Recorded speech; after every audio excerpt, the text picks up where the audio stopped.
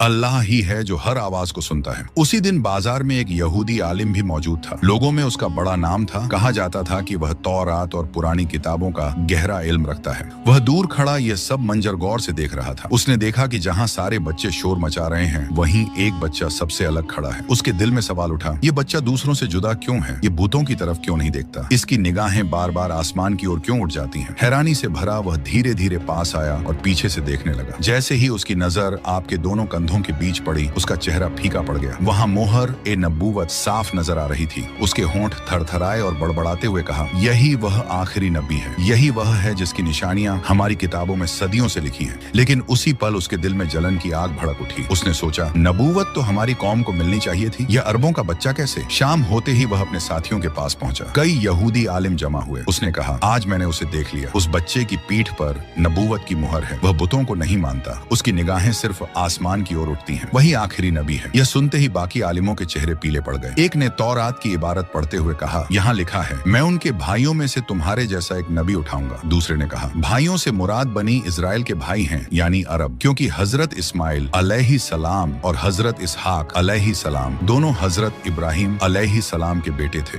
मतलब निशानी साफ तौर पर कुरैश की तरफ इशारा करती है। यानी तुमने जिस बच्चे को देखा वो वाकई आखिरी नबी है। अगर वह आखिरी नबी है तो हमारी कौम का इम्तियाज खत्म हो जाएगा। लोग उसकी तरफ दौड़ेंगे और हमें भूल जाएंगे। तीसरा गुस्से से बोला, नहीं, हम इसे कभी नहीं मानेंगे। यह अरबों में से है, हम इसकी बात कैसे मान सकते हैं? उनकी आवाजों में हसद, डर और जलन साफ झलक रही थी। मक्का की वादी में उस दिन अजीब सा सन्नाटा पसर गया था। सूरज की रोशनी तो फैली थी, मगर दिलों पर अंधेरा उतर आया था। उधर कुरैश के सरदार, काबा की चाबी के अमीन, सब कबीलों में इज्जत रखने वाले बुजुर्ग हजरत अब्दुल मुत्तलिब बिस्तर इमर्ज पर थे। बड़े बड़े सरदार उनकी चारपाई के पास बैठे थे। उनकी सफेद दाढ़ी सीने पर फैली थी और आंखों में अब भी नूर चमक रहा था। मगर सब जानते थे कि वह साया अब उठने वाला है। उनकी निगाहों के सामने बार बार एक नन्हा बच्चा घूम रहा था, वही जो उनके दिल का चैन और सुकून था। आगे की कहानी के लिए पार्ट 9 जरूर देखें।